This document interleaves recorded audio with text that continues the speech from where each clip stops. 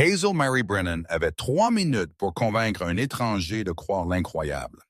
Ou à 20h00 cette nuit-là, elle ne rentrerait plus jamais chez elle.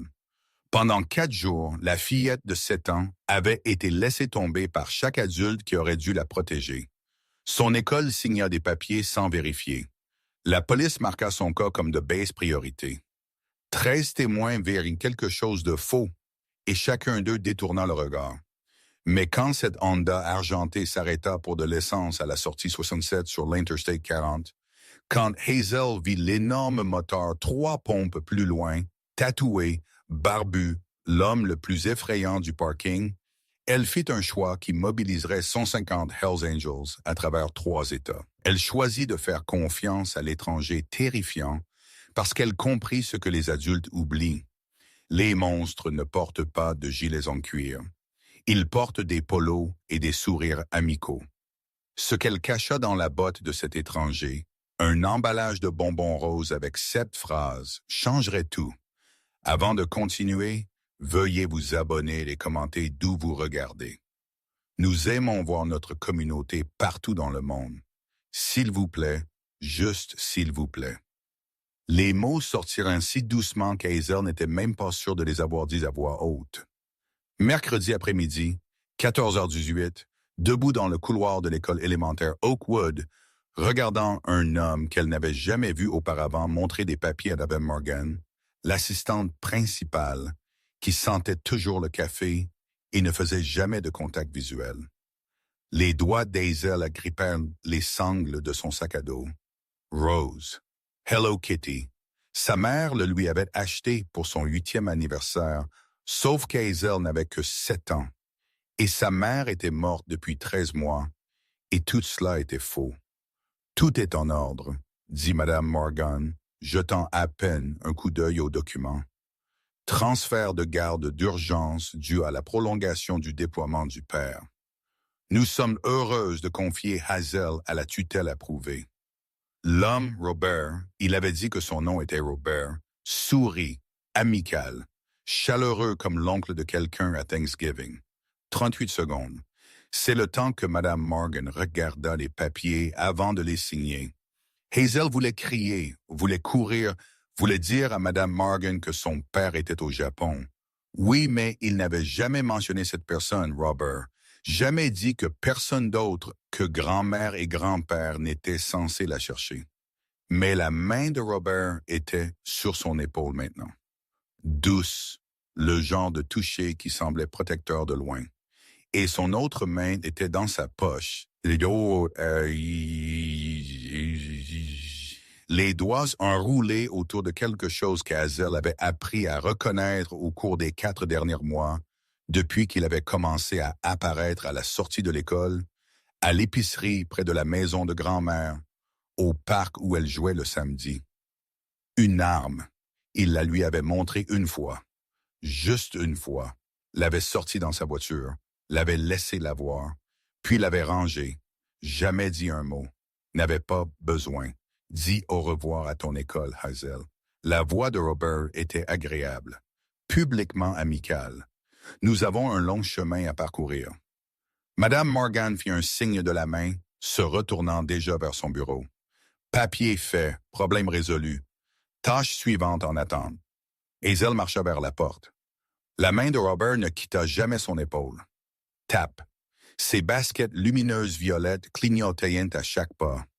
Le lacet gauche était défait.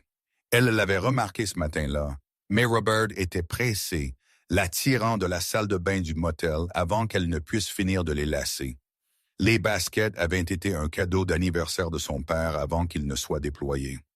Elles s'allumaient en rouge et bleu. Elle les avait tellement aimées qu'elle les avait portées au lit la première nuit. Maintenant, chaque flash de lumière ressemblait à un signal de détresse que personne ne pouvait voir. 14h24. La dernière vue d'Hazel sur l'école élémentaire Oakwood fut le dos de Madame Morgan disparaissant dans son bureau, la porte se fermant avec un léger clic. À 14h45, grand-mère Dorothy appelait le 911. À 15h01, l'officier Dale Mitchell marquait le rapport de personnes disparues. Basse priorité, probable dispute familiale. À 18h, Robert avait envoyé l'email de rançon. 425 000 bitcoins. Vous avez 72 heures. Contacter la police égale elle meurt. Mais c'était mercredi, c'était vendredi. Et Hazel apprenait. 4 jours, c'est à la fois une éternité et pas de temps du tout quand on a 7 ans, et que chaque adulte censé vous protéger a failli. Vendredi matin, 8 heures, jour 4 de captivité. Hazel se réveilla dans une autre chambre de motel, la troisième en 3 jours. Son estomac si vide qu'il avait cessé de faire mal et commençait à être engourdi. Robert était au téléphone dans la salle de bain. Porte mince, mur bon marché. Hazel pouvait entendre chaque mot. Non, ils n'ont pas encore payé. Pause. Je sais. Je sais. S'ils ne peinent pas avant 20 euros ce soir, elle est à toi pour 197 000 $. Plus longue. Pause. Même cabine que la dernière fois. Vincent nous attend. Pause. Ne t'inquiète pas pour le flic. Mitchell a déjà enterré l'affaire. Les doigts de Hazel trouvèrent le petit jouet en plastique sous son oreiller. Un emballage de bonbons Starburst Rose. Le seul morceau de bonbons que Robert lui avait donné en 4 jours. Un seul morceau hier matin quand elle avait commencé à pleurer si fort qu'il craignait qu'elle ne fasse du bruit dans le hall du motel. Elle avait gardé l'emballage et elle avait volé autre chose. Un crayon à sourcils du comptoir de la salle de bain. Marque de pharmacie marron. Le genre qui roule quand on le pose. Robert ne savait pas qu'elle l'avait, ne savait pas qu'elle s'était entraînée à écrire avec sur l'intérieur de sa chaussette. Petite lettre, tremblante mais lisible. Parce qu'Hazel Marie Brennan n'avait peut-être que 7 ans, était peut-être petite pour son âge et morte de peur, mais elle lisait au niveau de la 4e année et elle comprenait quelque chose d'important. Les adultes mentaient. La police mentait. Madame Morgan mentait.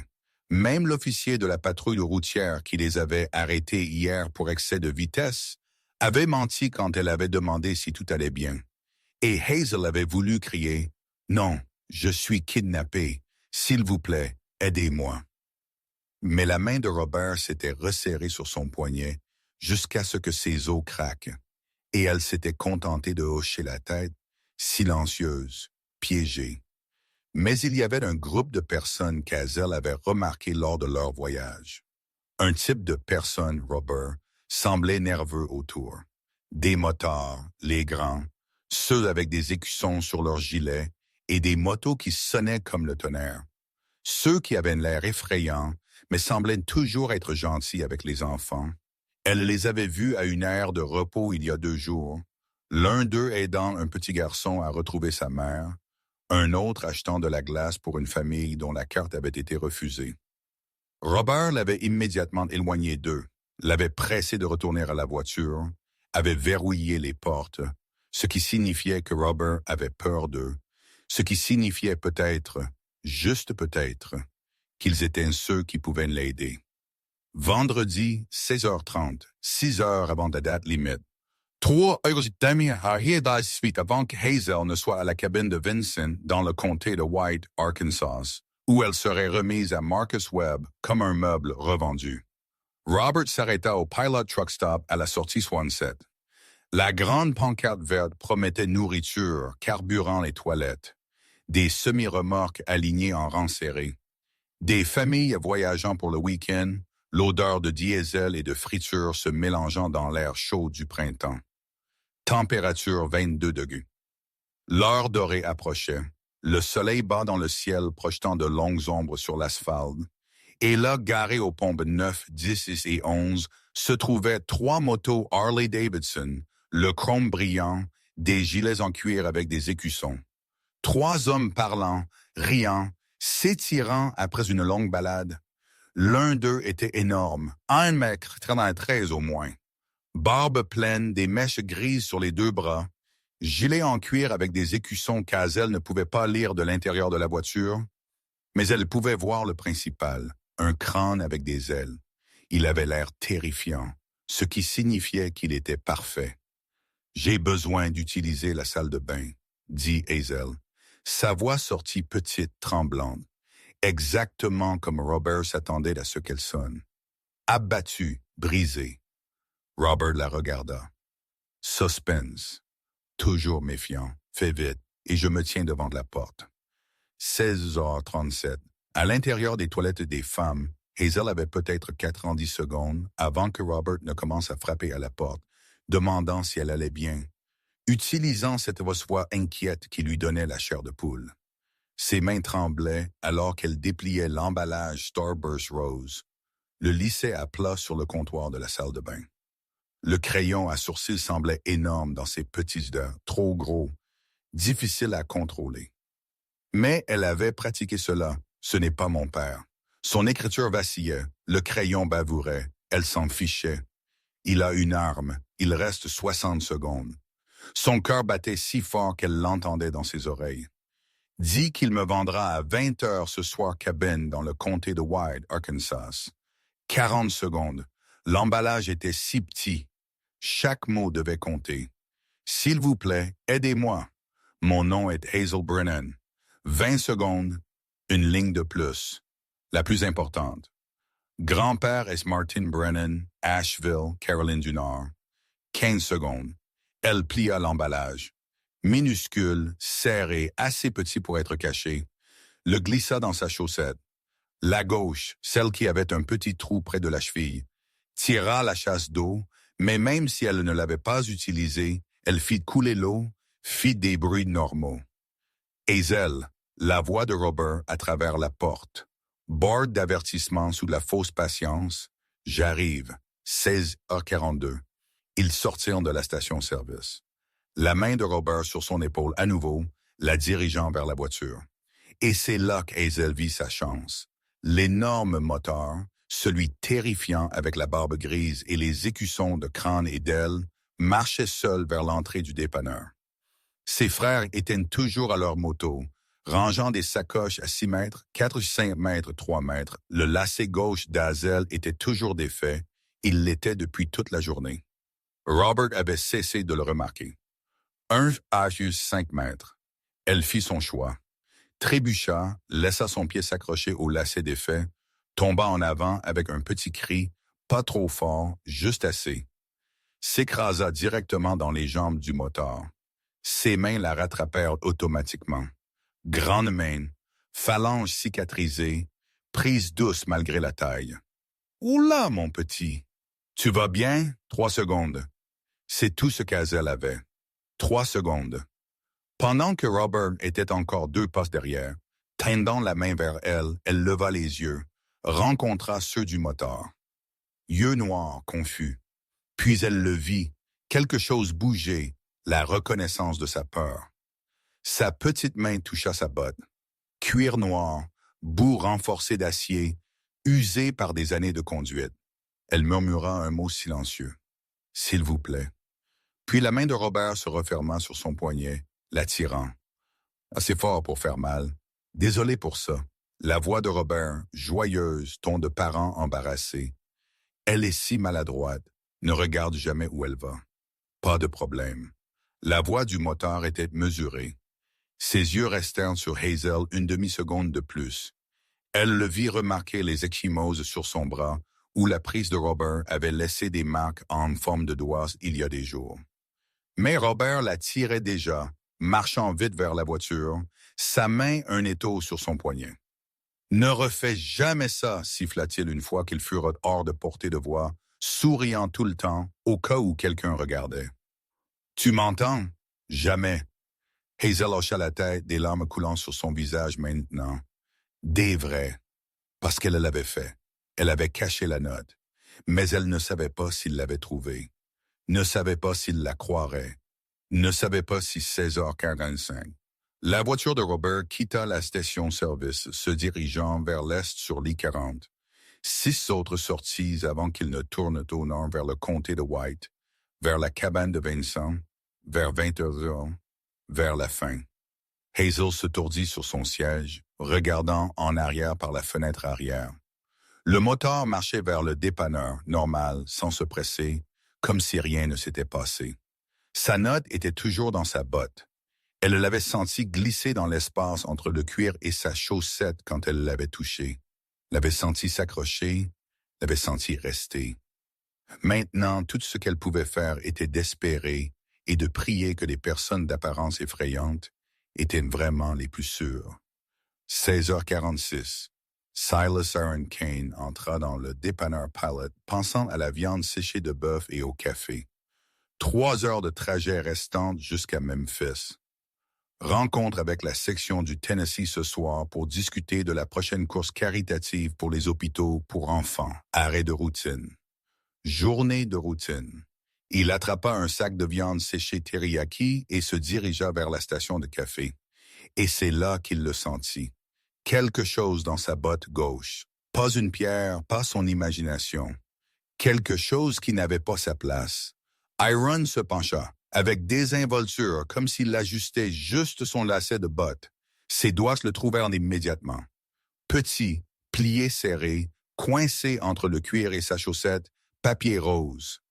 Il le sortit, le déplia, vit une écriture enfantine et tremblante au crayon à sourcils marron, et le monde s'arrêta. Ce n'est pas mon père, il a une arme. Dit qu'il me vendra à 20h ce soir. Iron le lut 3 fois. 10 secondes, qui semblèrent 10 heures. La petite fille qui l'avait percuté. Yeux verts avec des éclats dorés. Cheveux blonds fraises emmêlés et non lavés. Des ecchymoses sur son bras. Ce s'il vous plaît désespéré et silencieux. Elle avait murmuré. L'homme qui l'avait tiré trop vite, serrant trop fort, souriant trop largement. Mon nom est Hazel Brennan. Grand-père est Martin Brennan, Asheville, Caroline du Nord. Les mains d'Iron tremblaient, réellement tremblaient. Il avait 51 ans, ancien Marine, président de la section Arkansas des Hells Angels. Et ses mains tremblaient comme un débutant parce qu'il l'avait vu, avait vu sa peur, remarqué les ecchymoses, et pendant une demi-seconde critique, il avait envisagé de dire quelque chose, puis s'en était dissuadé. Pas mes affaires. Probablement juste un moment difficile de parentalité. Ne pas vouloir faire de scène. Exactement les mêmes pensées que 13 autres personnes avaient probablement eues cette semaine, pendant que Hazel Marie Brennan était victime de trafic à travers les frontières des États. Mais elle lui avait donné une chance de plus. Une chance impossible, courageuse, brillante. Une note dans la botte d'un moteur. Iron sortit son téléphone, composa sans réfléchir. Raymond, sa voix sortit stable malgré l'adrénaline inondant son système. J'ai besoin de chaque frère à moins de 300 kilomètres à ma position maintenant. La voix d'Iron Hawk confuse. Que se passe-t-il? Nous avons un enfant kidnappé. Les mots semblaient surréalistes sortant de sa bouche. 7 ans, en cours de transport vers un lieu de vente. Nous avons environ 3 heures avant qu'elle ne disparaisse pour toujours. Silence à l'autre bout. 3 secondes de cela. Puis ne disent pas plus. Nous arrivons. La ligne fut coupée. Et c'était tout. Pas de questions sur les preuves ou les évidences. Pas d'inquiétude sur les complications légales. Juste la fraternité. Juste l'action, parce que c'est ce que cela signifiait de porter l'écusson. Et Aaron sortit du dépanneur. Ses 2 frères de conduite, Tank et Chains, virent son visage et s'arrêtèrent en pleine conversation. « En selle, dit Aaron, nous chassons. Maintenant, je sais ce que vous pourriez imaginer. 150 Hells Angels rugissant pour chasser un kidnappeur. Poing prêt, chaos en préparation. Et peut-être il y a des années, c'est exactement ce qui se serait passé. Mais Iron avait appris quelque chose en 30 ans de port de l'écusson. La vraie force ne résidait pas dans la puissance de frappe. Elle résidait dans l'intelligence dont on pouvait faire preuve quand une vie était en jeu. Ce n'allait pas être une bagarre. Ce serait une partie d'échecs jouée à 130 km/h et ils avaient 3 heures et 14 minutes pour gagner. 16h52, 6 minutes depuis qu'Iron avait découvert la note, le Pilot Truck Stop se transformait en centre de commandement.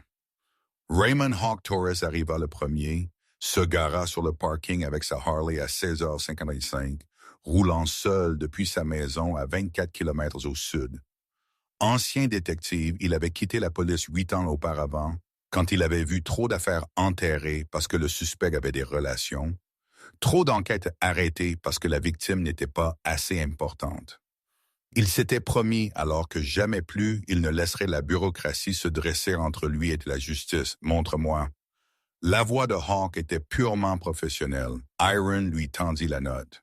Regarda l'expression de Hawk passer de curieuse à horrifiée à froidement analytique en l'espace de 10 secondes. Hazel Brennan. Hawk sortit son téléphone, ses doigts volèrent sur l'écran. Donne-moi 2 minutes. 1 minute, 43 secondes, Hawk avait trouvé un rapport de personnes disparues déposé par Martin et Dorothy Brennan d'Asheville, Caroline du Nord. Déposé mercredi à 15h15. Petite fille Hazel Marie Brennan, âge 7 ans, cheveux blonds fraises, vue pour la dernière fois étant récupérée de l'école élémentaire Oakwood par le tuteur approuvé Robert Hayes. Statut du rapport, baisse priorité. Officier enquêteur Dale Mitchell, département du shérif du comté de Benton. Dernière mise à jour, dispute familiale probable. Enfant probablement en sécurité avec un parent. Nous ferons un suivi lundi. Lundi? Dans 3 jours, 72 heures après qu'Hazel aurait été vendue. Voilà la défaillance de votre système, dit Hawk tranquillement. Sa mâchoire était si serrée qu'Iron pouvait voir le muscle sauter. Le flic l'a enterré. Peux-tu retrouver la voiture? Demanda Iron. Pas sans accès officiel. Les doigts de Hawk continuaient de bouger. Mais je peux faire quelque chose de mieux. Je peux trouver chaque caméra de circulation, chaque flux de sécurité de station service, chaque système de surveillance de truck stop entre ici et le comté de White. Nous savons à quelle heure il a quitté cet endroit. Nous savons dans quelle direction il est allé et nous savons où il va. Combien de temps? Donne-moi 20 minutes et j'aurai sa plaque d'immatriculation. Donne-moi 40 et j'aurai son itinéraire exact cartographié. 17h03. Marcus Tank Williams arriva à la tête d'un groupe de 12 motos. Tank mesurait 1,48 m, 118 kilos de muscles gagnés en 20 ans de dynamophilie, ancien videur, intimidant comme l'enfer à regarder, aussi l'homme le plus doux qu'Iron ait jamais rencontré quand il s'agissait d'enfants. « Nous bloquons les autoroutes », demanda Tank après qu'Iron lui ait montré la note. « Chaque sortie entre ici et le comté de White », confirma Iron. « Fenêtre de 3 heures. Nous allons mettre 150 motos sur l'I-40 Est et créer un filet qu'il ne pourra pas traverser.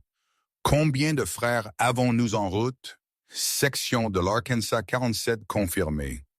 Tennessee 53 en route. Mississippi 50 autres se mobilisant depuis Jackson.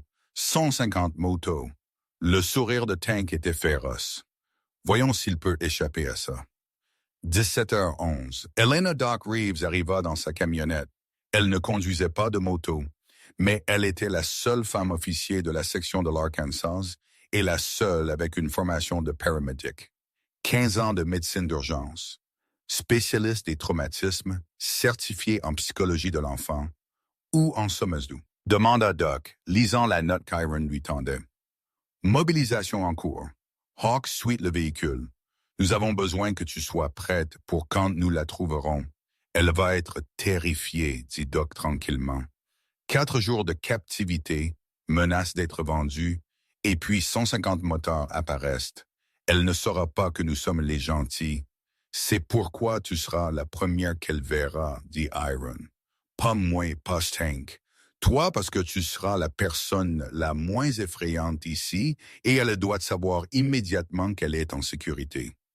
Doc hocha la tête. Je vais prendre mon kit médical et j'appelle Saint Vincent à Little Rock. Qu'il sache que nous pourrions avoir un cas de traumatisme infantile. Mieux vaut qu'il soit inbred et ne pas en avoir besoin que l'inverse. 17h17. Jacob Chains. Murphy, capitaine de route, 55 ans, 33 ans de conduite, coordinateur logistique de chaque événement majeur du club, était au téléphone pour coordonner le filet. Frères d'Arkansas, positionnez-vous aux sorties 47, 52, 67, 82 et 95. Frères du Tennessee, couvrez les sorties 23, 35 et 41. Frères du Mississippi, mettez en place des barrages routiers au sud, aux intersections des autoroutes 63 et 167. Sa voix était calme, méthodique, comme s'il organisait une procession funéraire au lieu d'une opération de sauvetage, parce que d'une certaine manière, il l'était. S'ils échouaient, cela deviendrait des funérailles. Chaque sortie couverte, confirma Chains à 17h23. Nous avons des yeux sur chaque itinéraire possible entre ici et le comté de White. Au moment où Hawk identifie le véhicule, nous aurons 20 motos à moins de 3 minutes de son emplacement. 17h28. Iron se tenait sur le parking, regardant ses frères arriver par vagues. Chrome et cuir et tonnerre. Un chaos organisé qui semblait intimidant, mais c'était en fait une précision militaire gagnée par des décennies de conduite ensemble. Pas une protestation alimentée par la colère. Un sauvetage alimenté par un objectif. Et chacun d'eux savait ce que cette note signifiait. Ce qu'Hazel avait risqué pour la leur donner. Ce qui se passerait s'ils échouaient. Iron regarda la note une fois de plus. Emballage de Starburst Rose, crayon à sourcils marron, écriture qui tremblait parce que la main tenant le crayon avait tremblé. Le dernier espoir d'une fille de 7 ans cachée dans la botte d'un moteur. Si vous croyez que les enfants méritent des protecteurs, commentez « Nous venons pour toi, Hazel ». Et abonnez-vous parce que ce qui se passera ensuite prouvera que la fraternité signifie se tenir entre le mal et l'innocent, quoi qu'il en coûte. 17h40, 2h20 avant la date limite. Hawk leva les yeux de son ordinateur portable installé sur le haillon de la camionnette de Doc. Je l'ai. Toutes les conversations sur le parking s'arrêtèrent. Honda Accord Blanche 2019, plaque de l'Arkansas, KDR 452, enregistré au nom de Robert James Hayes, I-77 Pinewood Drive, Fayetteville. Et écoutez ça, la voix de Hawk devint plate. Le ton qu'il utilisait quand il se forçait à rester professionnel malgré ce qu'il venait de trouver. Il a un casier. Quel genre de casier? Iron s'approcha. 2019, comté de Benton. Affaire de personnes disparues concernant sa belle-fille Melissa Hayes, 7 ans à l'époque. L'affaire avait été déposée par la mère, Karen Hayes, après la disparition de Melissa suite à une urgence médicale. L'officier Dale Mitchell avait enquêté. Le même officier qui avait marqué le cas d'Hazel comme de basse priorité. Melissa n'a jamais été retrouvée, continua Hawk. L'affaire est devenue froide après 6 jours. Karen Hayes s'est suicidée 8 mois plus tard. Et voici ce qui me glace le sang. Robert a perçu 163 000 $ d'une police d'assurance vie sur Melissa, souscrite 2 mois avant sa disparition. Silence. 23 hommes debout sur ce parking, tous portant des écussons, tous traitant ce que cela signifiait. Il a déjà fait ça, dit Tank tranquillement. Et il s'en est tiré, confirma Hawk. Parce que Dale Mitchell a enterré l'enquête. Même flic, même schéma. Déposer le rapport, le marquer de basse priorité, le laisser disparaître. Les mains d'Iron se serrèrent en poing, se força à respirer, à penser, à être stratégique au lieu de réactif. Nous avons besoin du FBI, dit-il. Cela dépasse la juridiction locale, au-delà de tout ce que nous pouvons gérer seuls. Déjà en marche, Hawk leva son téléphone. J'ai un contact, l'agent spécial Sarah Bennett, bureau de Little Rock. J'ai travaillé avec elle quand j'étais dans la police. Elle est solide. Appelle-la maintenant. 17h47. Pendant que Hawk passait l'appel, Chains coordonnait le filet. Frère, écoutez bien, sa voix porta sur le parking. Nous avons 20 motos positionnées à la sortie 52, 15 autres à la sortie 82. Le véhicule cible est actuellement entré ici et la sortie 95 se dirigeant vers l'est. Vitesse approximative 108 km/h. Nous allons le canaliser vers la sortie 82 en utilisant les frères du Mississippi comme équipe de Berger. Équipe de Bergers, demanda Jared, l'un des jeunes prospects. Nous ne le poursuivons pas, expliqua Chains. Nous le guidons. Les motos apparaissent dans son rétroviseur. Pas menaçantes, juste présentes. Il accélère. Nous égalons sa vitesse. Il essaie de sortir tôt. Nous avons plus de motos en attente. Nous faisons en sorte que la sortie 82 semble sa meilleure option. Puis quand il s'engage sur la bretelle de sortie, nous refermons le piège. Tank termina. 18h03. La formation commença. De 5 endroits différents, des motos sortirent en colonne disciplinée. Pas de course, pas d'agressivité, juste présente, visible, coordonnée. Les frères du Mississippi repérèrent la Honda de Robert sur l'I-40 Est près de la sortie 73.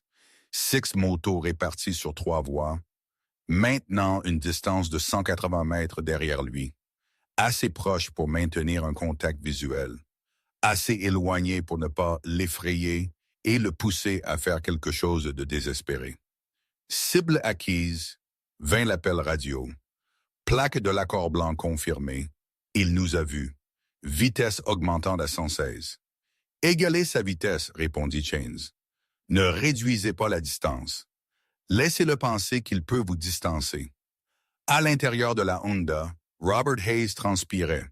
6 motos, toutes avec des écussons de Hells Angels, toutes le suivant. Coïncidence, ça devait être une coïncidence.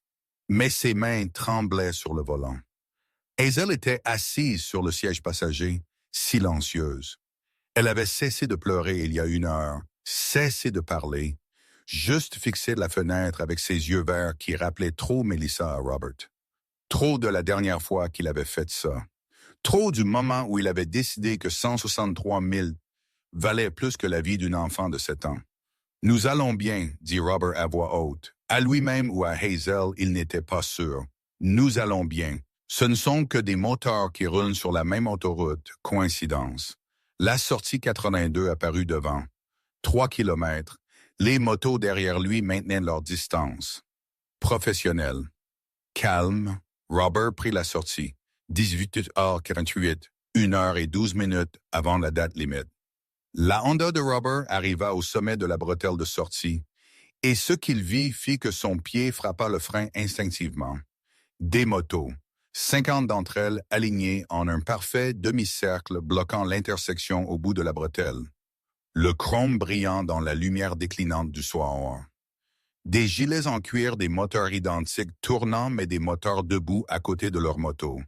Toujours silencieux attendant derrière Robert. Les 6 motos qu'il avait en suivi s'arrêtèrent à la base de la rampe, bloquant toute retraite. À sa gauche et à sa droite, d'autres motos apparurent en des routes d'accès, se refermant avec une précision mécanique. Pas de course, pas de menace, juste là, la boîte complète. Reber fit marche arrière avec la voiture, les pneus crissaient. La Honda recula brusquement et s'arrêta à 1 mètre du moto de Tank garé directement derrière lui. Tank lui-même se tenant à côté, 1,88 m, bras croisés, ne bougeant pas, n'approchant pas, juste debout. La respiration de Robert était haletante maintenant, paniquée. Sa main alla vers la boîte à gants, vers l'arme. Puis une voix amplifiée. Calme. Robert James Hayes, coupez votre moteur. Sortez du véhicule les mains visibles. Nous avons le FBI en route. Nous avons des preuves d'enlèvement et de trafic. L'enfant dans votre voiture rentre chez elle aujourd'hui. Cela peut se terminer pacifiquement ou mal. Vous choisissez. La voix appartenait à Iron, debout à 6 mètres, tenant un mégaphone de police emprunté que Hawk avait d'une manière ou d'une autre procuré au cours de la dernière heure. La main de Robert se figea sur la boîte à gants. Autour de lui, 50 motos, 30 autres visibles sur l'autoroute. D'autres arrivant chaque minute, 150 Hells Angels, chaque sortie couverte, chaque voie d'évasion bloquée. La démonstration la plus coordonnée, disciplinée, absolument terrifiante de force contrôlée que Robert n'ait jamais vue. Et aucun d'eux n'approchait la voiture. Aucun ne menaçait de violence. Ils étaient juste présents, attendant, patientes, comme s'ils avaient tout le temps du monde. Comme si Robert n'avait plus nulle part où courir. 18h52. Le moteur de Robert s'arrêta. Ses mains apparurent par la fenêtre du conducteur, tremblante, vide. Je sors. Ne tirez pas. Je sors. Personne n'avait d'armes sorties. Personne n'avait d'armes du tout, sauf la présence de 150 hommes qui avaient décidé que cet enfant particulière valait la peine d'être mobilisé. Robert sortit, les mains levées, le visage pâle. Il portait un pantalon kaki et un polo bleu. Bien coiffé, d'allure professionnelle. Le genre d'homme qui pouvait convaincre une administratrice scolaire de libérer un enfant avec 38 secondes d'examen de documents. Le genre d'homme qui ne ressemblait en rien à un monstre, ce qui était exactement ce qui le rendait si dangereux. Tank avança, lentement, délibérément, s'arrêta à 3 mètres. Face à la voiture, main sur le toit, pieds écartés. Robert obtempéra, tremblant tout le temps. « Je n'ai rien fait. Je suis son oncle. J'ai des papiers de garde légaux. C'est un malentendu. Nous laisserons le FBI régler ça, dit Tank calmement. À l'intérieur de la Honda, Hazel hyperventilait. Petits allaitements, respiration rapide, mains pressées contre la fenêtre passager, regardant des hommes étranges entourer la voiture, regardant Robert se faire fouiller. Elle ne savait pas que c'étaient les gentils, ne savait pas que la note avait fonctionné. Tout ce qu'elle savait, c'est que Robert n'était plus sur le siège du conducteur et qu'il y avait des dizaines d'hommes effrayants partout et qu'elle était piégée. Et Doc apparut à la fenêtre passager seul.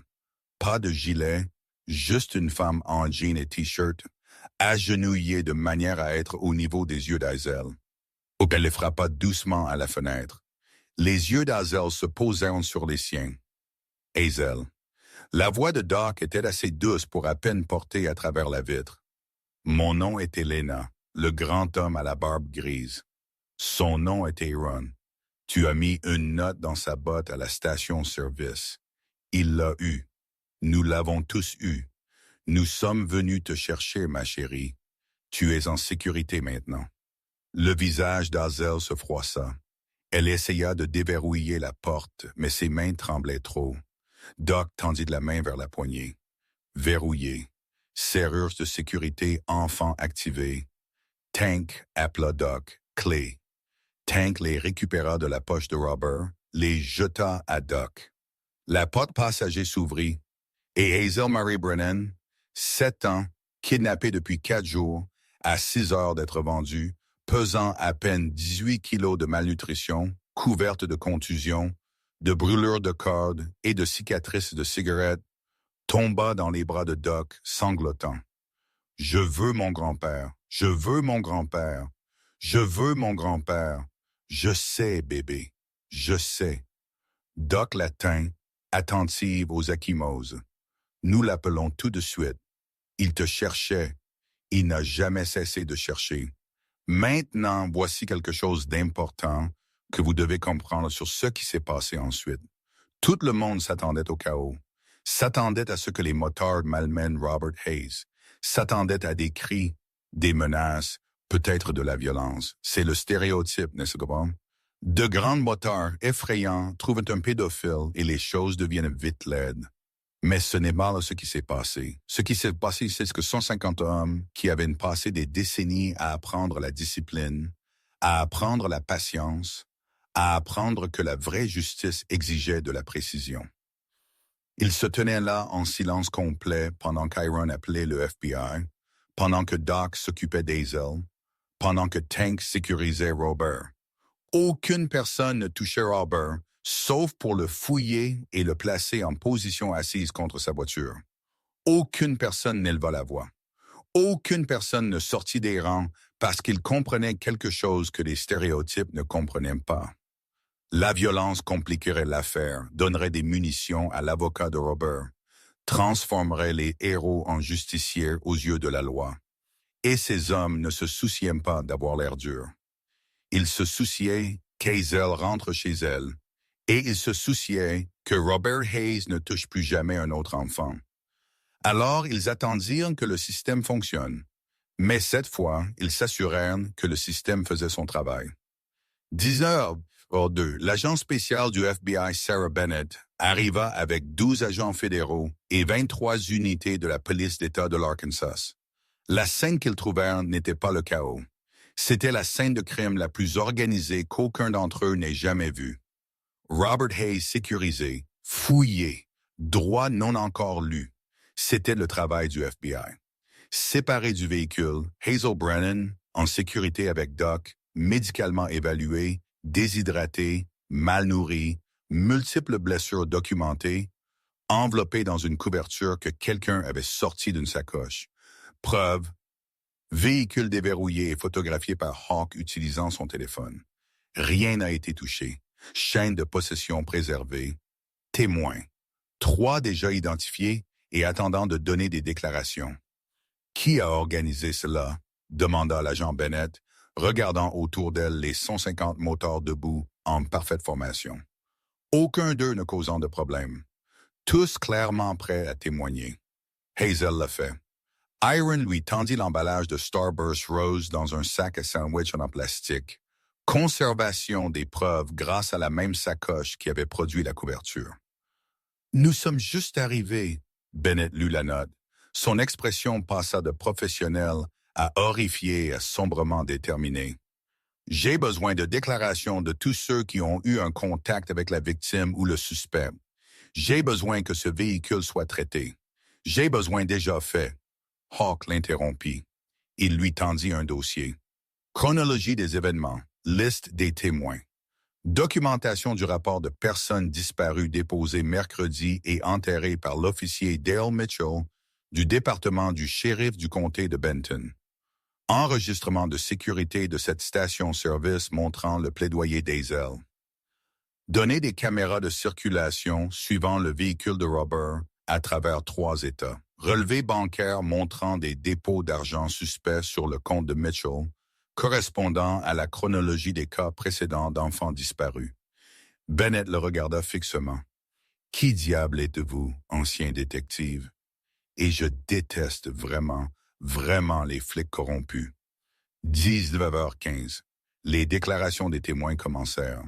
Témoin 1, Jennifer Mason, 24 ans, employée de Station Service.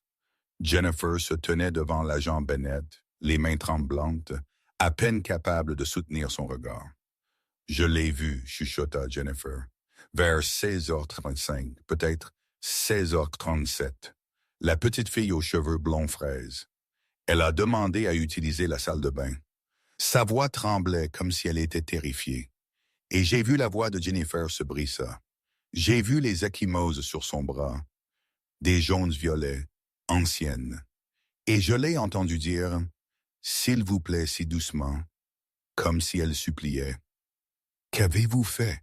demanda Bennett d'un ton neutre, mais Jennifer entendit le jugement quand même. « Rien », le mot sortit creux.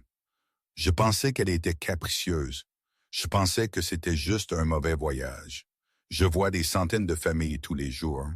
Et je ne voulais pas supposer. Ne voulais pas causer de problème. Ne voulais pas me tromper. L'homme avec elle a-t-il fait quelque chose de suspect?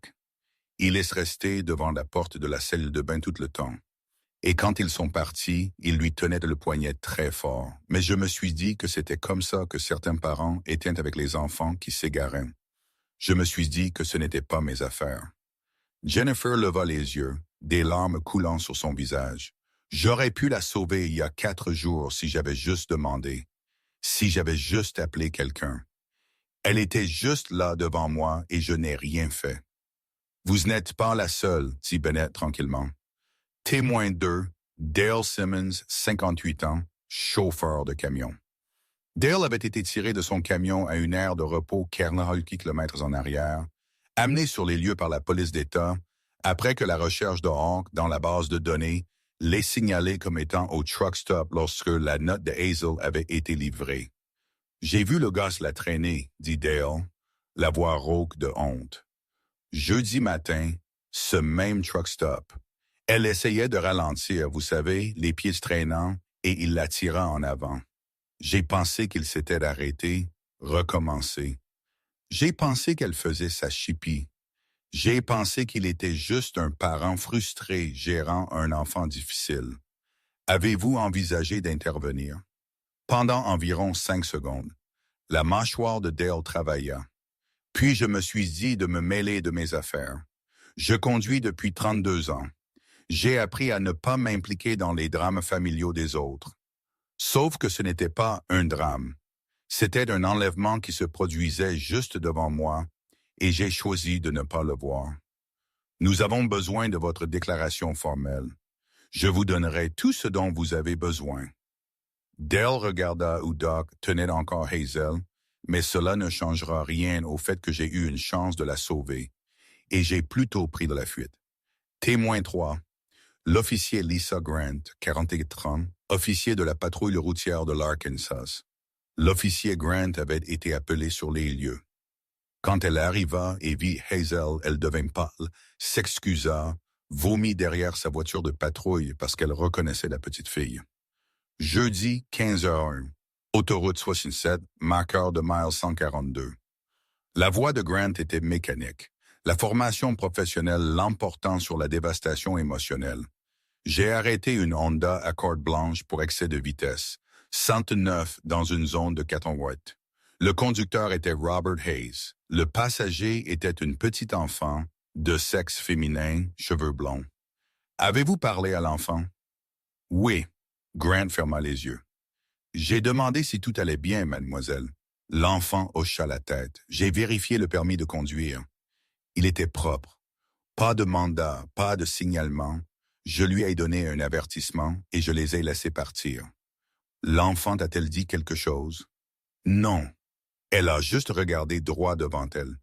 Et j'ai pensé qu'elle s'ennuyait, ou qu'elle boudait, ou qu'elle ne voulait juste pas parler à un flic. Je n'ai pas. La voix de Grant se brisa. Je ne lui ai pas demandé de sortir du véhicule, n'ai pas vérifié son identité, n'ai pas vérifié leur relation, n'ai pas cherché de blessure. J'avais une cause probable de faire un contrôle de sécurité et je ne l'ai pas utilisé. Vous avez suivi la procédure, dit Bennett. La procédure ne suffit pas. Grant regarda Hazel. Je suis une mère. J'ai 2 filles. L'une a 8 ans. Si quelqu'un avait ma fille dans cette voiture, je voudrais que l'officier qui les a arrêtés regarde de plus près, pose des questions plus difficiles, fasse confiance à son instinct quand quelque chose clochait. J'ai failli à cet enfant. Je demande un examen obligatoire de mes actions et une formation supplémentaire. Bennett prit une note. Notez. Nous aurons besoin de votre rapport complet. Vous l'aurez dans l'heure. 19h32. Pendant que les déclarations étaient prises à la sortie 82, des opérations simultanées se déroulaient dans 3 États. Fayetteville, Arkansas, 19h35. Agents du FBI arrivèrent au 847 Pinewood Drive. Adresse enregistrée de Robert Hayes. Mandat délivré basé sur les preuves recueillies et la déclaration d'Hazel. À l'intérieur de l'appartement, ils trouvèrent l'ordinateur portable de Robert saisi et mis sous scellé. L'examen forensique initial révéla l'historique de recherche. Comment exiger une rançon en Bitcoin? Portefeuille de crypto-monnaies intraçables. Prix du trafic d'enfants. Combien de temps avant qu'une personne disparue ne soit présumée morte? Brouillon d'email. Multiples versions de demande de rançon. Robert avait pratiqué sa formulation. Fichier supprimé. Messages avec Marcus Webb discutant des calendriers de livraison de marchandises. Photos, images de surveillance d'Hazel à l'école. Chez ses grands-parents jouant dans le parc. Il la harcelait depuis des mois. Documents financiers montrant des dettes de casino totalisant 247 000 $ au Cherokee Casino, Caroline du Nord. Obligation d'usurier 95 000 $ de paiement exigé avant le 15 avril demain. Précédent paiement d'assurance de 2019, 163 000 $ pour Melissa Hayes, sa belle-fille. Le dossier de Melissa imprimé, conservé dans le tiroir du bureau de Robert, comme s'il avait étudié son propre crime précédent pour référence. Comté de White, Arkansas. Cabine de Vincent, 19h38. 23 agents de la police d'État et du FBI entourèrent une cabine isolée sur 12 hectares de propriété boisée. Contrat de location au nom de Vincent Hayes, le jeune frère de Robert. Vincent était sur le porche quand ils arrivèrent, fumant une cigarette, portant un pantalon camouflage et un débardeur. Ancien militaire déchargé déshonorément pour vol en 2017. Quand il vit les agents, il courut, fit 14 mètres avant d'être plaqué par 2 agents et un gendarme d'État. À l'intérieur de la cabine, les agents trouvèrent la salle d'épreuve. ADN de Melissa Hayes, cheveux, sang, empreintes digitales partout dans ce sous-sol. Son sac à dos de 2019, contenant toujours sa carte d'identité scolaire, des cordes, des serre-câbles et des serrures installées sur une porte de chambre de l'extérieur. Carte avec des itinéraires surlignés entre l'Arkansas et Memphis. Un tableau blanc avec des noms, des âges et des montants en dollars. Registre de trafic. Photos d'autres enfants. Preuves d'un réseau de trafic plus large. La préparation actuelle. Provisions fraîches achetées hier.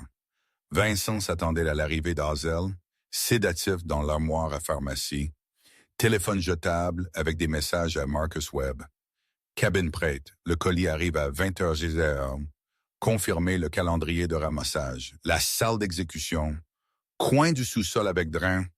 Produits chimiques de nettoyage installés. Force industrielle. Bâche en plastique, pelles et chaux dans l'abri de stockage à l'extérieur. Parce que voici ce que les preuves ont prouvé. Robert n'avait jamais eu l'intention que la rançon soit payée. La rançon était du théâtre, de la pression, un moyen de rendre les grands-parents désespérés pendant qu'ils se préparaient à vendre Hazel à Marcus Webb pour 187 000 $. Plus d'argent que la rançon demandée sans risque de suivi ou d'implication des forces de l'ordre. Et si Marcus ne voulait pas d'elle, si elle devenait un fardeau, la cabane de Vincent avait été conçue pour faire disparaître les problèmes. Melissa Hayes avait disparu dans cette cabane en 2019. Ses restes furent retrouvés 6 heures plus tard, enterrés dans le coin nord-est de la propriété, enveloppés dans la même bâche en plastique actuellement stockée dans l'abri de Vincent. Memphis, Tennessee, 19h41. Marcus Webb fut arrêté devant le Mike's Gambling Den du côté est de la ville. Il comptait de l'argent liquide quand les agents du FBI l'entourèrent. 340 $ en billets de 50 et 20. Gain d'une soirée de poker. Juste une autre soirée normale pour un homme qui achetait des enfants pour les revendre. Quand ils fouillèrent son téléphone, le jetable qu'il utilisait pour les affaires de trafic, ils trouvèrent un fil de discussion avec Robert. Colis confirmé. 197 000 $. Même endroit qu'en 2019. J'aurai le transport prêt. Historique GPS montrant 7 trajets vers la cabane de Vincent au cours des 4 dernières années. Photos d'autres enfants avec des prix affichés. 220 000 $, 185 000 $, 240 000. Liste de contacts de 12 acheteurs dans 6 États. Marcus Webb opérait depuis 11 ans. Acheté et vendu 43 enfants, la plupart n'ont jamais été retrouvés jusqu'à ce soir. Département du shérif du comté de Benton, 19h44. L'officier Dale Mitchell était dans son bureau lorsque des agents du FBI entrèrent. Il mangeait un sandwich, pastrami sur seigle, regardant les moments forts du match de basket de la nuit dernière sur son ordinateur. Juste un autre soir de service pour un détective qui avait enterré 2 affaires d'enfants disparus en 5 ans. Détective Mitchell. La voix de l'agent Bennett était glaciale. Nous devons avoir une conversation sur votre gestion de l'affaire Hazel Brennan et de l'affaire Melissa Hayes et votre compte bancaire montrant 8 000 $ lors de dépôts en espèces qui correspondent par coïncidence à la chronologie des 2 enquêtes. Le sandwich de Mitchell tomba sur son bureau. Ils trouvèrent des preuves dans le tiroir de son bureau, même pas bien cachées, juste classées sous les affaires classées. Le rapport de personnes disparues d'Hazel marqué de baisse priorité malgré un enlèvement. Le dossier de Melissa avec des notes. Robert a appelé pour retarder celle-ci aussi. Fiche de dépôt bancaire habituel 8 000 $ en espèces le 10 avril 2024, 3 jours avant qu'Hazel ne soit enlevé.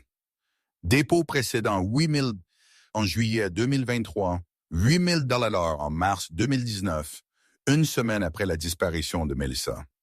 28 ans dans la police. Casier vierge jusqu'à ce que Robert Hayes commence à lui payer 8 000 $ par affaire pour mal classer les documents, retarder les enquêtes et dire aux grands-parents en deuil que leurs inquiétudes n'étaient probablement rien. Pour 8 000 $, Dale Mitchell avait laissé un réseau de trafic opérer avec la protection de la police.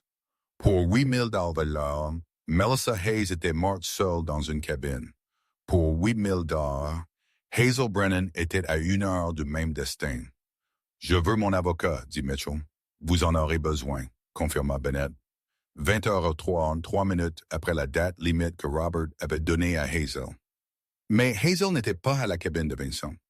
Elle était à l'hôpital St. Vincent de Little Rock dans le service de pédiatrie, portant une blouse d'hôpital avec des animaux de dessin animé, mangeant de la gelée pendant qu'un médecin examinait les brûlures de cordes sur ses poignets et cataloguait ses blessures pour le rapport médical officiel. Doc resta à côté d'elle tout le temps, lui tenant la main quand le médecin touchait les ecchymoses, expliquant tout avant que cela n'arrive, s'assurant qu'Hazel savait qu'elle était en sécurité. À 20h15, les grands-parents d'Hazel arrivèrent. Martin et Dorothy Brennan avaient roulé 3 heures depuis Asheville, Caroline du Nord. Martin avait 72 ans, fondateur d'une entreprise pharmaceutique valant 14 millions de $. Dorothy avait 69 ans, enseignante à la retraite. Tous deux semblaient avoir vieilli de 10 ans en 4 jours. Ils firent éruption dans la chambre d'Hazel et s'arrêtèrent net à sa vue. Vivant, en sécurité, réel. Grand-père. La voix d'Hazel. Vedant d'Hazel se brisa sur le mot. Grand-mère. Elle essaya de sortir du lit, mais la ligne intraveineuse s'accrocha. Doc la démêla doucement. Puis Hazel fut dans les bras de ses grands-parents, tous trois pleurant, se serrant l'un l'autre, comme s'ils ne se laisseraient plus jamais partir. Nous pensions. Martin ne put finir. Quand ils ont dit que tu étais enlevé, nous pensions. Le moteur m'a sauvé, dit Hazel entre deux sanglots, le grand effrayant avec la barbe. Je lui ai donné ma note et il est venu. Ils sont tous venus. Dorothy regarda Doc. Merci, merci. Comment pourrions-nous jamais? Vous n'avez pas besoin de nous remercier, dit Doc tranquillement. Vous avez juste besoin de l'aimer, ce que vous faites clairement. Dehors dans le couloir, Iron se tenait avec l'agent Bennett. Compte final, demanda Iron. 6 arrestations, confirma Bennett. Robert Hayes, Vincent Hayes, Marcus Webb, l'officier Dale Mitchell, Diana Kramer, c'est la faussaire qui a créé les faux documents de garde. Et Carl Henderson, le gérant de motel qui fournissait les chambres sans question. Patricia Morgan, l'administratrice scolaire, a été licenciée et sa licence d'enseignement est en cours d'examen pour négligence criminelle, mais pas encore d'accusation. Et les accusations contre Robert. L'expression de Bennett était une satisfaction sombre. Enlèvement, mise en danger d'enfants, trafic d'êtres humains, conspiration pour trafic, demande de rançon, détention illégale, agression sur mineurs et meurtre au premier degré pour Melissa Hayes. Meurtre. Ces restes ont été récupérés de la propriété de Vincent à 19h52. Le médecin légiste confirme la cause du décès comme asphyxie. Le moment du décès correspond à la période où elle a été portée disparue en 2019. Robert Hayes risque la peine de mort. Iron hocha lentement la tête et Hazel, elle aura besoin de thérapie. Des années de cela, probablement. Mais elle a ses grands-parents, elle a des ressources, elle a une chance. Bennett marqua une pause. À cause de vous, à cause de cette note qu'elle vous a confiée. Pas moi, dit Iron. Nous, 150 frères qui ont décidé qu'une enfant de 7 ans valait la peine d'être mobilisée. L'agent Bennett lui tendit la main. Le FBI vous remercie officiellement. Vous avez préservé les preuves, coordonné les témoins et empêché ce qui aurait pu être un désastre si vous aviez agi en justicier. Vous avez bien fait les choses. Iron lui serra la main. Nous sommes juste venus. Hazel a fait le plus dur. Dans la chambre d'hôpital, Hazel s'endormait dans les bras de sa grand-mère. En sécurité, au chaud, nourrie, protégée. Ses derniers mots avant que le sommeil ne la prenne. L'homme effrayant n'était pas effrayant. Il était juste grand. Et Dorothy Brennan, tenant sa petite fille, leva les yeux vers les écussons des Hells Angels visibles à travers la porte. 150 motards qui avaient convergé sur l'Arkansas pour sauver une enfant qu'ils n'avaient jamais rencontrée et compris quelque chose qu'elle n'avait jamais compris auparavant. Les monstres ne portent pas de cuir et de tatouages. Les monstres portent des polos et des sourires amicaux. Et parfois, les personnes d'apparence la plus effrayante dans la pièce sont exactement celles dont vous avez besoin. 3 jours plus tard, lundi 15 avril, le tribunal du comté de Benton était bondé. Chaque siège occupé, place debout à l'arrière. Des caméras d'information bordaient le couloir à l'extérieur. Ce n'était plus juste une histoire locale, c'était national.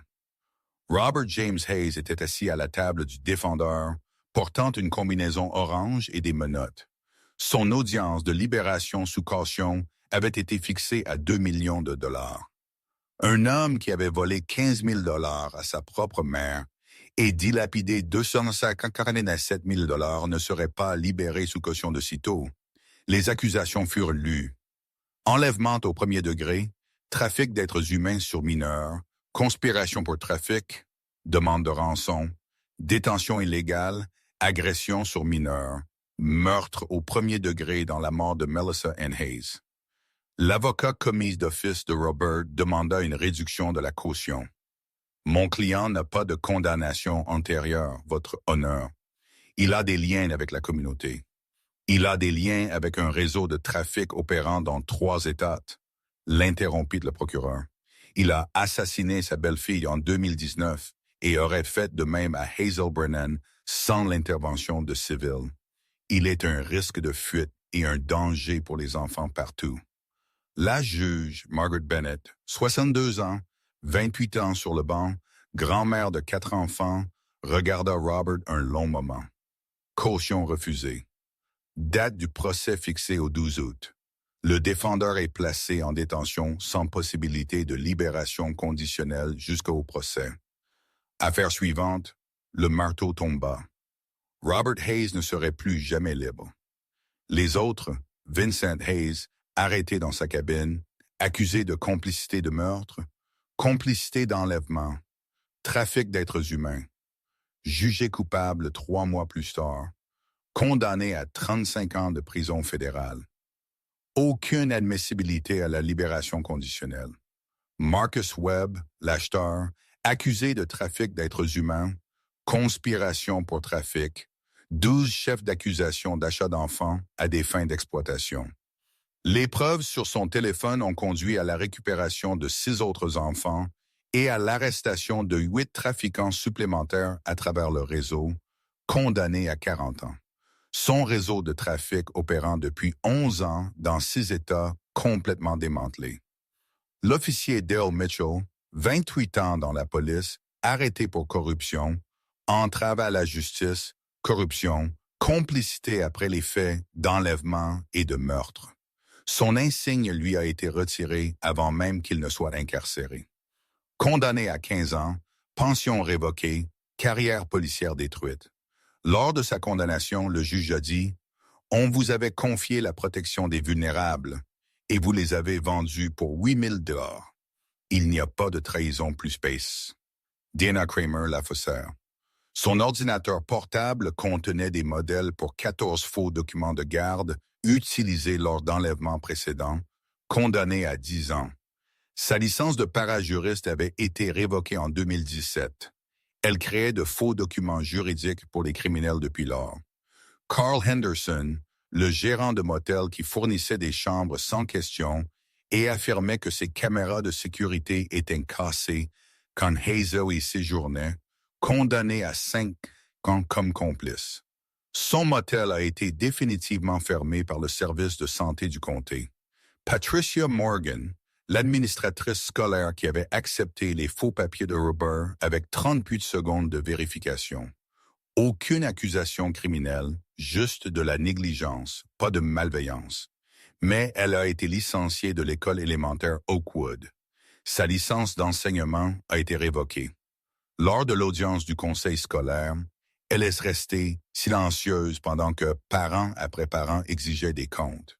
Ces derniers Je pensais que j'aidais. Je pensais que la paperasse était réelle. 12 ans de travail dans l'éducation ont pris fin parce qu'elle a choisi la commodité au détriment de la sécurité d'un enfant. 2 semaines après le sauvetage, le 26 avril, Hazel vivait avec ses grands-parents à Asheville, Caroline du Nord. Son père, Thomas Brennan, avait été déployé en urgence chez lui du Japon. Il était arrivé le 17 avril, 6 jours après le sauvetage d'Hazel, et ne l'avait pas quitté des yeux depuis.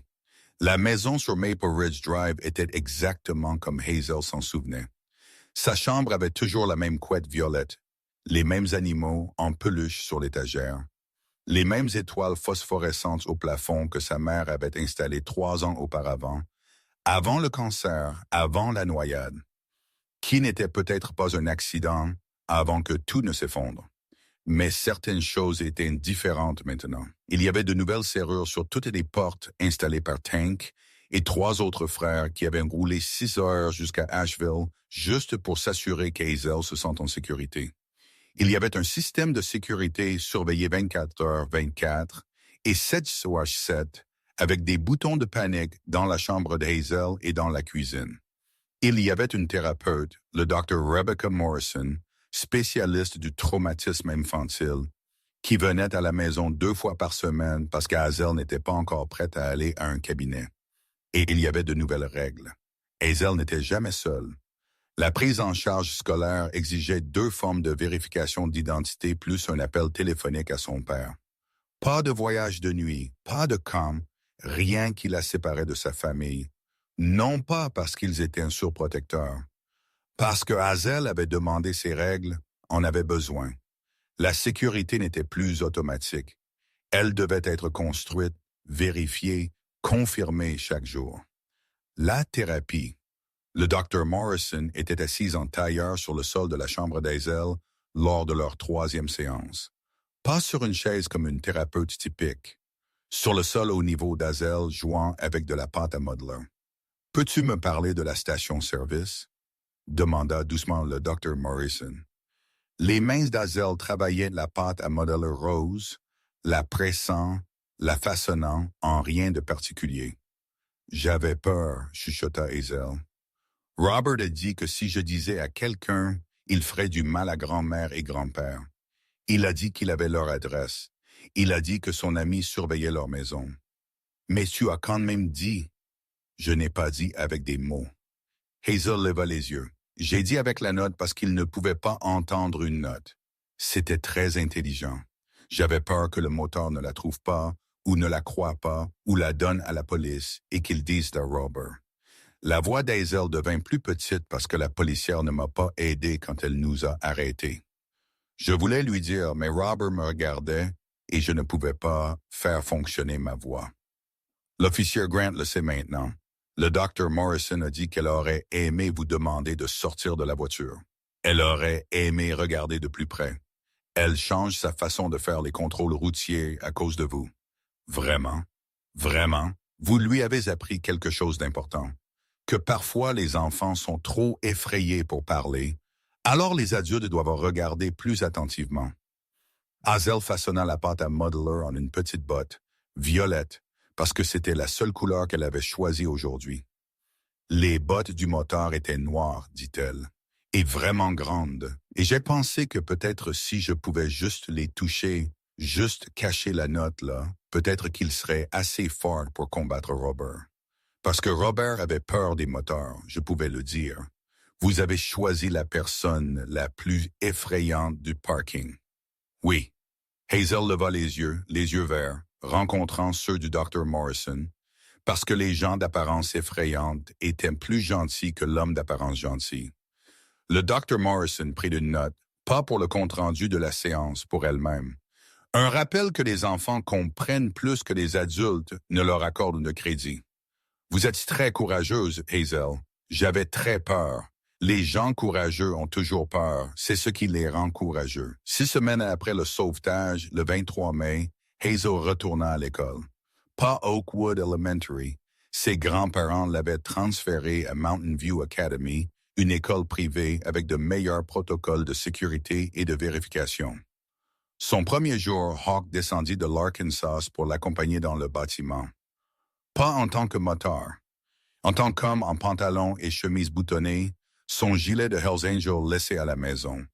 Ses instincts de détective très présents. « Tu es prête? » demanda Hawk, s'agenouillant à côté d'Hazel sur le parking.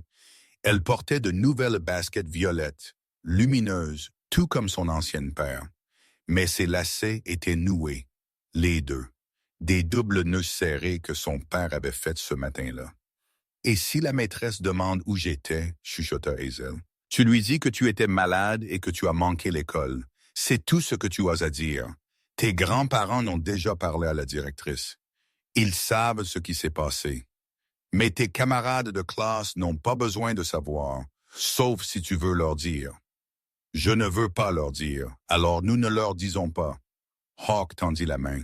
« Viens, je vais t'accompagner à ta classe, m'assurer que tu sais où tout est. » Ils traversèrent des portes d'entrée ensemble.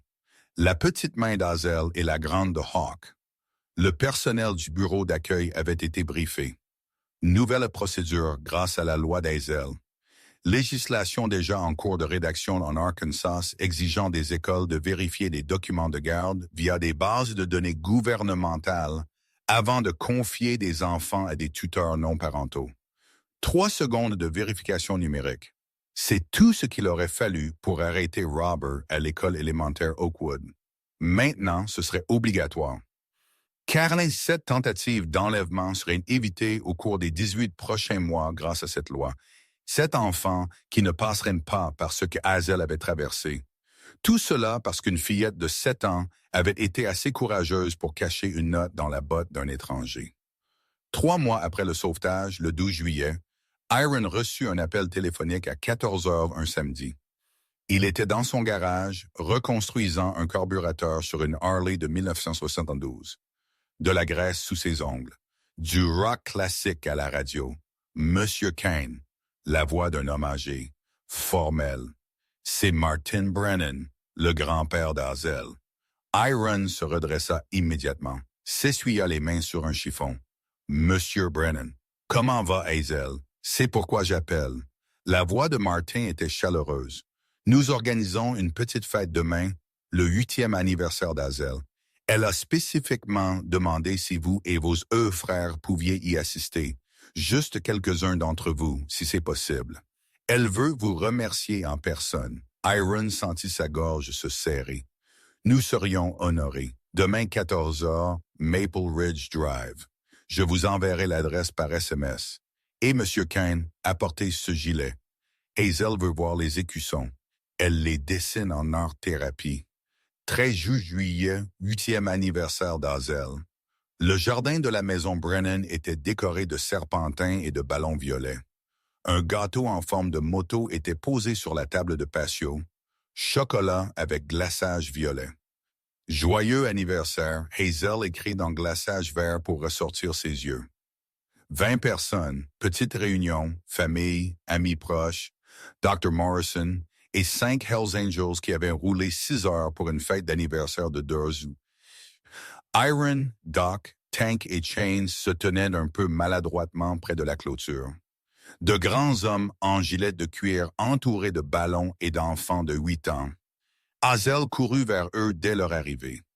Elle avait repris ses 9 kilos, plus 2 de plus. Ses cheveux blonds fraises étaient propres, brossés, attachés avec un ruban violet. Les ecchymoses avaient disparu. Les brûlures de cordes s'étaient estompées en lignes blanches sur ses poignets. Des cicatrices qui resteraient, mais guérissaient. Elle portait une robe violette et de nouvelles baskets lumineuses, les 2 lacets noués. « Vous êtes venus. » La voix d'Hazel était pure joie. « Bien sûr, nous sommes venus. » Iron s'agenouilla à son niveau. « Joyeux anniversaire, Hazel. Je t'ai fait quelque chose. » Hazel sortit un morceau de papier plié de la poche de sa robe, le tendit à Iron. Il le déplia soigneusement. C'était un dessin, crayon de couleur et feutre. Une petite fille aux cheveux blonds fraises debout à côté d'un homme énorme, avec une barbe grise et un gilet couvert d'écussons au-dessus d'eux, en écriture enfantine soignée. Merci de m'avoir cru. Iron avait affronté des émeutes, survécu à des bagarres de bar, enterré des frères, vu des choses chez les Marines qui le réveillaient encore la nuit en sueur. Mais en regardant ce dessin, à la gratitude de cet enfant pour quelque chose qui aurait dû être automatique, aurait dû être garanti, il sentit des larmes lui brûler les yeux. « C'est le meilleur cadeau que j'ai jamais reçu, » dit Iron tranquillement. « Vraiment, vraiment. » Hazel lui passa les bras autour du cou, le serra fort, et Iron, 1,93 m, sergent d'armes, l'homme le plus effrayant dans la plupart des pièces, la serra en retour doucement, prudemment comme si elle pouvait se briser. Par-dessus l'épaule d'Hazel, il vit son père, Thomas Brennan, le regardant depuis le patio, lui-même ancien militaire. Il hocha la tête une fois, profondément, une reconnaissance de guerrier.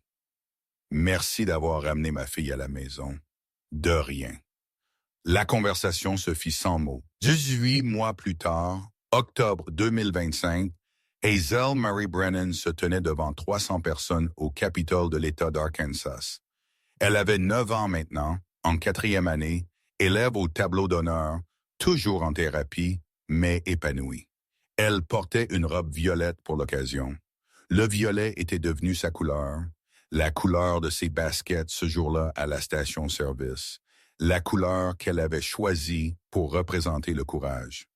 L'occasion était la signature officielle de la loi d'Hazel, le projet de loi du Sénat 447, exigeant de toutes les écoles de l'Arkansas de vérifier numériquement les documents de garde avant de confier les enfants à des tuteurs non parentaux.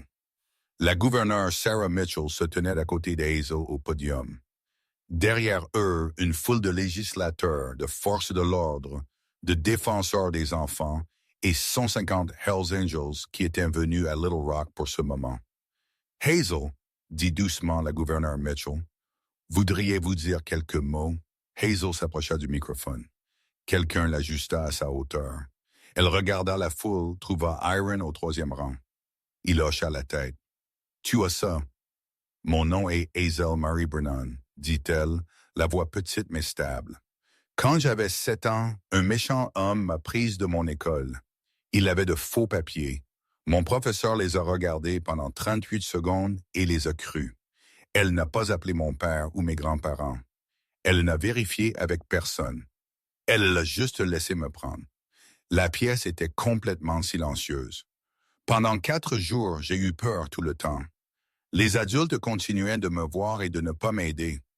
Un policier, une employée de station-service, un chauffeur de camion, des gens dans un motel.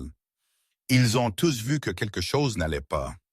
Mais personne n'a demandé, personne n'a vérifié. Personne ne voulait causer de problème. Les mains d'Hazel agrippèrent le podium. Alors, j'ai écrit une note sur un emballage de bonbons avec un crayon à sourcils que j'ai volé. Et je l'ai caché dans la botte d'un moteur parce que c'était la personne la plus grande et la plus effrayante que j'ai pu trouver. Et j'ai pensé, s'il est assez fort pour avoir l'air effrayant, peut-être qu'il est assez fort pour me sauver. Quelques personnes dans la foule pleuraient maintenant. Ils l'étaient. Hazel regarda directement Iron. Ils l'étaient tous. 150 motards sont venus me sauver. Non pas parce qu'ils me connaissaient, non pas parce qu'ils étaient payés. Parce que j'ai demandé de l'aide et ils ont écouté. Elle se retourna vers la foule. Cette loi signifie que les enseignants doivent vérifier, doivent s'assurer que les enfants sont en sécurité avant de les laisser partir. Il faut 3 secondes pour vérifier une base de données informatiques. 3 secondes auraient pu empêcher le méchant homme de me prendre. La gouverneure Mitchell posa une main douce sur l'épaule d'Hazel. Depuis que cette loi a été rédigée, continua Hazel, lisant ses notes, le Dr. Morrison l'avait aidé à préparer. 47 autres enfants ont été protégés. 47 fois, une personne avec de faux papiers a essayé de prendre un enfant et l'ordinateur de l'école a dit « Non, Ce n'est pas réel. 47 enfants qui n'ont pas eu à avoir peur comme moi. Hazel plia ses notes. J'ai appris quelque chose que je veux que d'autres enfants sachent. Les mauvaises personnes n'ont pas toujours l'air mauvaises. L'homme qui m'a prise avait l'air gentil, portait de beaux vêtements, souriait beaucoup, mais c'était la personne la plus effrayante que j'ai jamais rencontrée. Et les moteurs, ceux qui avaient l'air grands et méchants et couverts de tatouages, étaient des personnes les plus douces que j'ai jamais connues. Elle regarda les Hells Angels dans la foule. Vous n'avez pas besoin d'une moto pour protéger quelqu'un. Vous n'avez pas besoin de tatouages ou de muscles ou d'un gilet en cuir. Vous avez juste besoin de vous soucier suffisamment pour regarder de plus près, pour poser des questions, pour croire les enfants quand ils ont peur. La voix d'Hazel devint plus forte. Si vous voyez un enfant qui a l'air effrayé, croyez-le. Même si l'adulte avec eux semble gentil. Même si cela peut être gênant, même si vous pouvez vous tromper, demandez quand même. Regardez de plus près. Prenez soin d'eux suffisamment pour causer des problèmes. La pièce éclata en applaudissements. 300 personnes debout, applaudissant une fillette de 9 ans qui avait survécu à l'enfer et en était sortie plus courageuse que la plupart des adultes ne le seraient jamais. La gouverneure Mitchell signa le projet de loi. La signature d'Hazel vint ensuite à la sienne, cérémonielle, mais significative.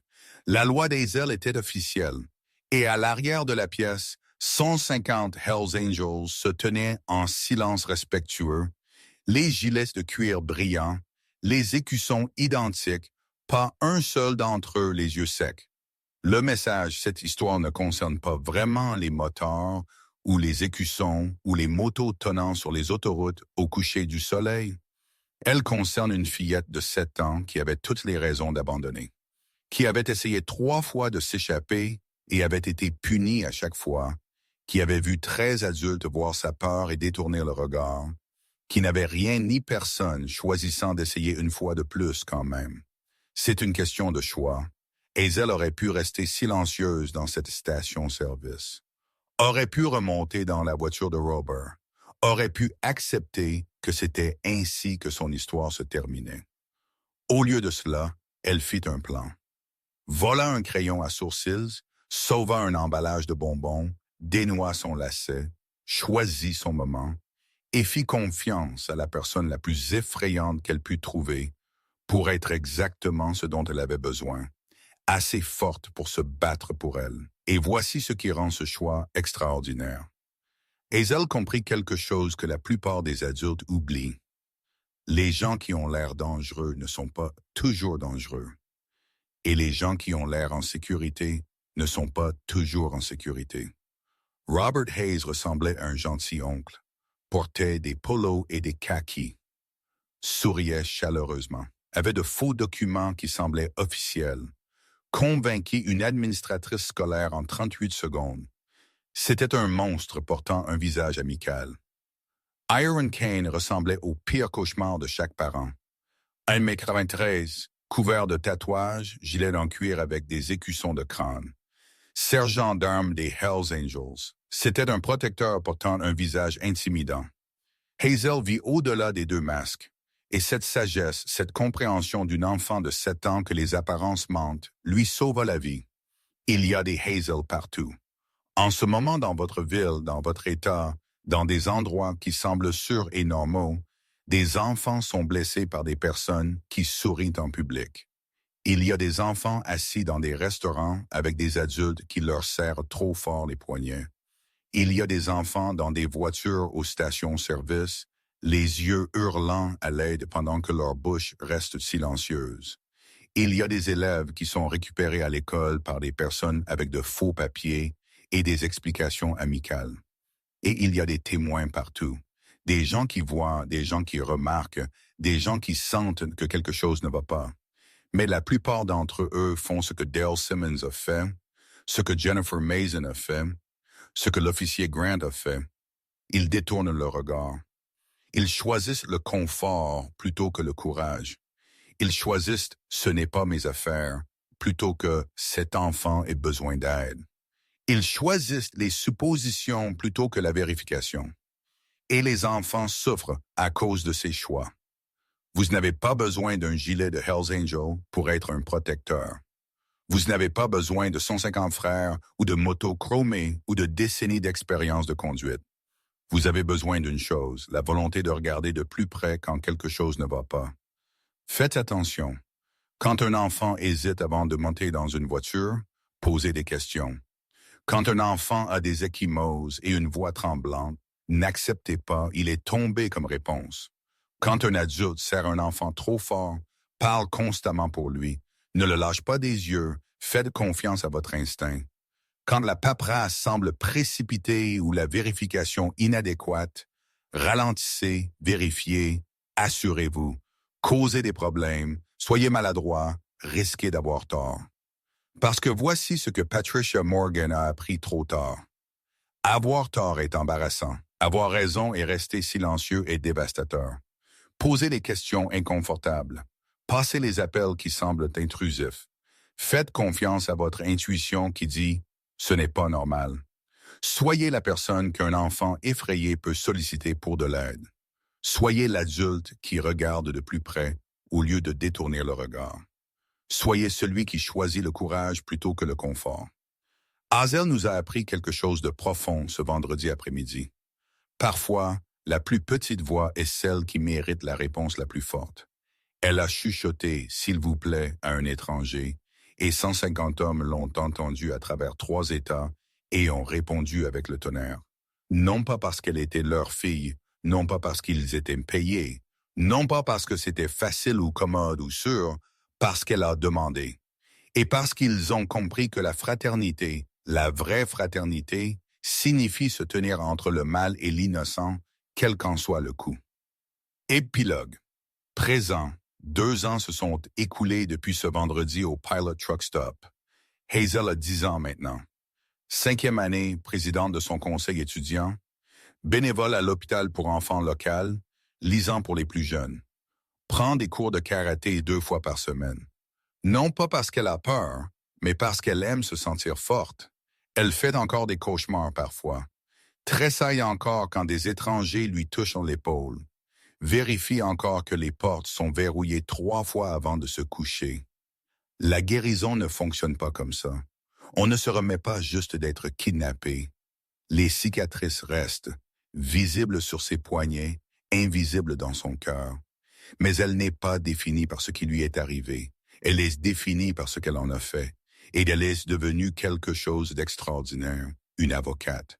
Hazel parle maintenant dans les écoles, enseignant aux enfants la sécurité, leur enseignant qu'il est acceptable de dire non aux adultes, acceptable de crier, acceptable de courir, acceptable de demander de l'aide à des personnes d'apparence effrayante si les personnes d'apparence gentille vous font du mal. Elle a enseigné à 300 élèves la phrase qui pourrait leur sauver la vie. Cette personne n'est pas mon parent. Robert Hayes purge 8 peines de prison à vie consécutive sans possibilité de libération conditionnelle. Il mourra en prison. Les autres purgeront leur peine. Le réseau de trafic de Marcus Webb a conduit à la récupération de 43 enfants, à la réunification de 43 familles, à la sauvegarde de 43 vies. L'arrestation de l'officier Mitchell a déclenché une enquête interne qui a révélé de la corruption dans 12 districts de l'Arkansas. 17 officiers ont été licenciés, 23 ont été inculpés. Le système qui avait protégé les prédateurs pendant des années a été incendié et reconstruit. Et la loi d'Hazel a été adoptée par 8 États au-delà de l'Arkansas. 14 autres l'envisagent. Des centaines de milliers d'enfants sont plus en sécurité parce que la vérification est désormais obligatoire. Tout cela parce qu'une petite fille a refusé de rester silencieuse. La figurine Spider-Man en plastique. Vous vous en souvenez de l'histoire du concurrent? Hazel n'en a pas, mais elle a un emballage de Starburst Rose. L'original, celui sur lequel elle a écrit sa note. Le FBI l'a rendu après le procès, conservé dans un sac de preuves. Hazel le garde encadré sur le mur de sa chambre à côté du dessin d'Iron, à côté de la photo de son 8e anniversaire. Elle se tient entre Iron et Doc, souriante. Des rappels de sécurité que le courage vient dans de petits paquets, que l'aide vient de lieux inattendus, que parfois la personne que la société vous dit de craindre est exactement la personne qui vous sauvera. Si cette histoire vous a ému, abonnez-vous à Gentle Bikers et partagez-la avec quelqu'un qui a besoin de l'entendre. Commentez et dites-nous qui était votre protecteur ou qui avez-vous protégé quand personne d'autre ne le ferait. Faites-nous savoir que vous soutenez Hazel, avec chaque enfant effrayé qui attend que quelqu'un le remarque, avec chaque personne assez courageuse pour poser les questions gênantes et passer les appels inconfortables. Parce que voici la vérité. Hazel a prouvé que l'heure dorée à la sortie 67, vous n'avez pas besoin d'un écusson pour être un protecteur. Vous n'avez pas besoin d'une moto ou d'une barbe ou de tatouage. Vous avez juste besoin d'être la personne qui s'arrête, qui regarde, qui écoute, qui se soucie suffisamment pour agir quand un enfant chuchote. S'il vous plaît. La prochaine Hazel pourrait être dans un restaurant où vous mangez en ce moment, à une station-service où vous vous arrêtez demain, dans un magasin où vous faites vos courses la semaine prochaine. La verrez-vous? Regarderez-vous de plus près? Serez-vous celui qui causera des problèmes parce que la sécurité d'un enfant compte plus que d'éviter l'embarras? Le choix vous appartient. Faites en sorte qu'il compte. Le soleil se couche sur Asheville par une douce soirée d'octobre. À travers la fenêtre d'une maison sur Maple Ridge Drive, vous pouvez voir une petite fille aux cheveux blonds fraises faire ses devoirs à son bureau. Ses baskets lumineuses violettes, lacets bien serrés, sont posées près de son lit. Sur son mur, un emballage de bonbons encadré, des mots roses écrits au crayon à sourcils marron, tremblants mais clairs. Ce n'est pas mon père. Il a une arme. S'il vous plaît, aidez-moi. Un rappel des 4 pires jours de sa vie et la preuve que même dans les moments les plus sombres, le courage chuchote. Et parfois, si vous êtes très chanceux, quelqu'un l'entend.